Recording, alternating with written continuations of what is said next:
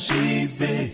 Écouter peut tout changer. Dieu a toujours une pensée à te faire passer, mon ami. RJV. Allez, c'est reparti. Nous sommes repartis pour la dernière question d'aujourd'hui. La question, elle est posée par un jeune de Saint-Laurent. Et la voici. Pourquoi les adventistes ne font-ils pas le signe de la croix, alors que la croix est un élément important, voire essentiel, dans le christianisme? Pourquoi les adventistes ne font-ils pas le signe de la croix, alors que la croix est un élément important, voire essentiel, dans le christianisme? Alors, pasteur. Alors, la réponse, c'est que le signe de la croix est une pratique qu'on retrouve dans plusieurs églises chrétiennes, c'est vrai. Il y a nombre d'églises, surtout les protestants, qui n'ont pas cette pratique. Il n'y a aucune mention de ce rituel dans la Bible. On ne trouve aucune mention, aucun endroit où il est dit que Jésus, en enseignant la prière aux disciples, leur dit il faut faire le signe de la croix ou autre. On n'a pas de mention de cela dans la Bible. On voit apparaître les premières mentions du signe de la croix dans des écrits chrétiens du IIe siècle à peu près. IIe siècle, nous sommes déjà assez loin de la première église et des premiers enseignements de Jésus-Christ. Au départ, le signe de la croix, c'était une petite croix qu'on traçait juste sur le front, avec le pouce ou l'index. Ensuite, ça a évolué, la pratique a évolué, et d'après les éléments historiques que nous avons, vers le XIe siècle, eh bien, ça évolue vers le grand signe de croix que nous connaissons un peu plus aujourd'hui, qui part du front, qui va jusqu'à la poitrine et qui touche les deux épaules. Cette pratique, elle a été rejetée au XVIe siècle par les protestants lorsqu'ils ont commencé à fonder leur doctrine et leurs croyances et leurs pratiques sur la phrase fameuse « la Bible seule ». La Bible seule. Nous ne voulons que la Bible seule comme règle de pratique et règle de foi. Et ne trouvant pas le signe de croix dans la Bible, eh bien, ils ont arrêté cette pratique et elle n'est pas pratiquée chez les protestants. Et l'Église adventiste est dans cette même mouvance. Puisque cela n'est pas indiqué dans la Bible, eh bien, nous ne pratiquons pas. Maintenant, ceux qui pratiquent le signe de croix disent que c'est un signe qui n'est pas dénué de symbolisme biblique. Effectivement, parce que quand on fait le signe de croix, ça peut évoquer la mort de Jésus sur la croix, cela peut aussi évoquer la personne de Dieu, Dieu le Père, Dieu le Fils, Dieu le Saint-Esprit, et donc il y a quand même un certain symbolisme biblique dedans. La difficulté, c'est que nous avons vu apparaître avec le temps l'idée que le signe de la croix a été associé comme un rituel qui aurait un pouvoir surnaturel. Et c'est ainsi qu'on voit des personnes qui, sans penser ni à Dieu, ni à la personne du Christ, ni au Saint-Esprit, ni même au Christ sur la croix, ni même à la symbolique de la mort de Jésus sur la croix, font un signe de croix à certains moments particuliers de la journée ou dans certaines difficultés ou en passant à certains endroits, comme si ce signe avait un aspect mystique, un signe qui pourrait les protéger de manière presque indépendamment d'une vraie foi et d'une vraie relation avec Dieu. Alors tout cela fait que cette pratique n'est pas retenue par nombre d'églises qui sont dans le courant du protestantisme et n'est pas non plus retenue, puisque c'était la question de l'auditeur, par l'Église adventiste non plus. Maintenant, nous nous rappelons aussi que le plan du salut, le salut, ne repose pas uniquement sur la croix.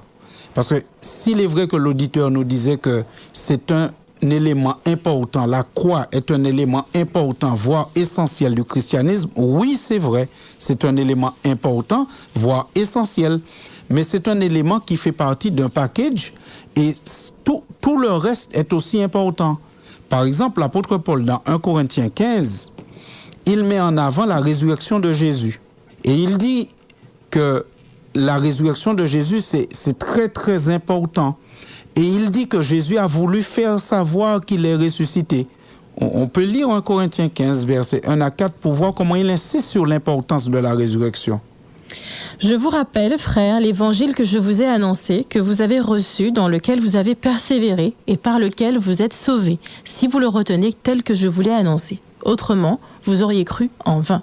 Il dit qu'il leur rappelle l'évangile par lequel ils sont sauvés. Et dans cet évangile, la place de la résurrection est essentielle.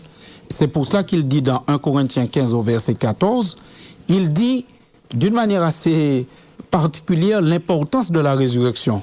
Et si Christ n'est pas ressuscité, notre prédication est donc vaine et votre foi aussi est vaine. Donc la croix est un élément essentiel, mais le tombeau vide est aussi un élément essentiel. Oui, puisque ça ne s'est pas arrêté à la croix. Ça ne s'est pas arrêté à la croix, heureusement. Et donc la croix du Christ fait partie des éléments qui fondent notre salut, mais le fait que Christ soit ressuscité, c'est aussi important. Le retour de Jésus qui reviendra avec puissance et avec gloire et qui va déchirer les cieux pour venir, pour effacer, éliminer le péché, sortir ses enfants de ce monde de ténèbres, c'est encore un autre élément essentiel du plan du salut. Donc cela dit, nous ne nous arrêtons pas simplement à la pratique du signe de la croix, mais nous sommes très attachés au message qu'il y a à la croix. Un Dieu qui nous aime et qui vient mourir à notre place, qui se fait pour nous victimes expiatoires afin de pouvoir gagner le droit de pardonner nos péchés lorsque nous les confessons.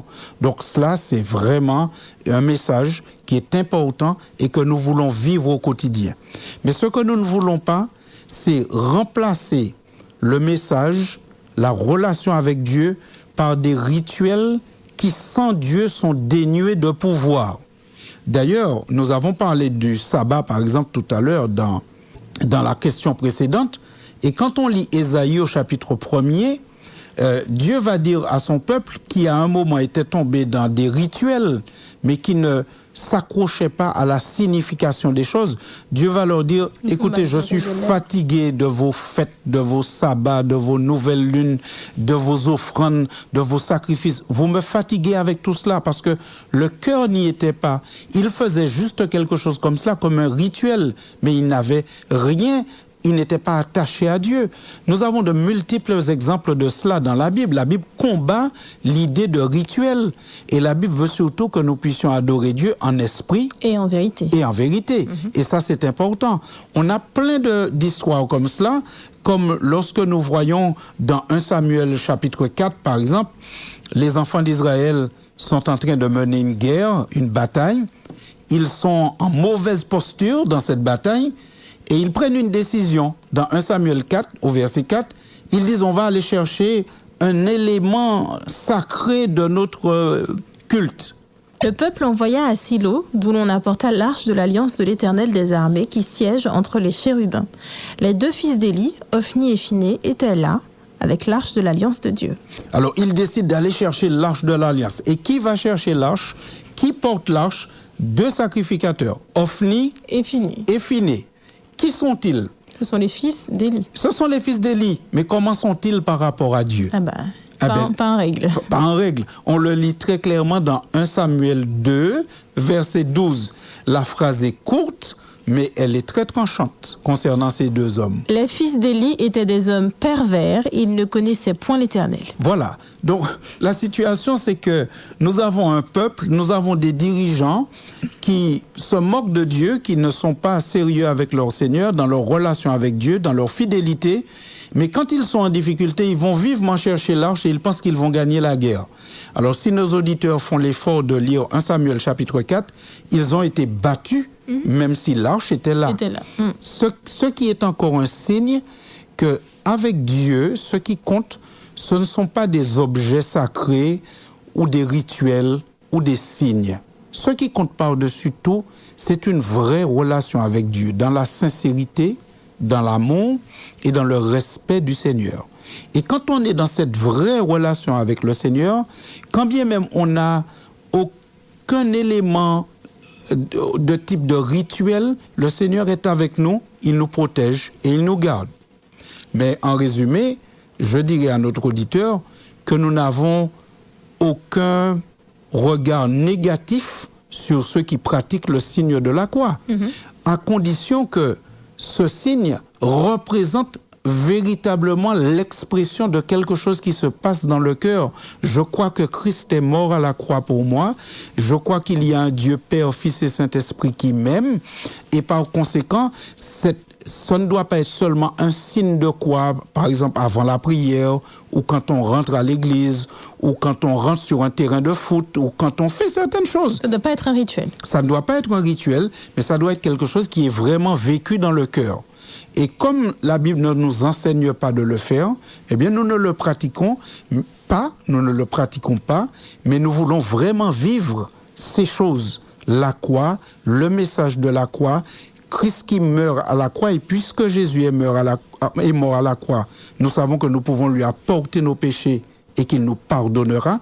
Puisque Jésus-Christ est mort à la croix et qu'il est ressuscité, nous aussi nous ressuscitons à une vie nouvelle en Christ. Amen. Donc nous ne sommes plus dirigés par nos pulsions ou par les modes ou les traditions, mais nous voulons marcher dans les pas de Jésus et nous réclamons son Saint-Esprit matin, midi et soir afin de nous guider, Amen. de transformer nos caractères, nos pensées et nous faire ressembler à Christ. Et c'est ce qui pour nous est le plus important. Mais je voudrais faire savoir, s'il y a des auditeurs qui nous écoutent et qui pratiquent le signe de la croix, eh bien, ce n'est pas parce que nous ne pratiquons pas le signe de la croix que nous avons aucun regard négatif ou méprisant sur ceux qui pratiquent ce signe. Seulement, ce que nous rappelons, c'est que Dieu n'est pas simplement pour nous protéger dans des rituels.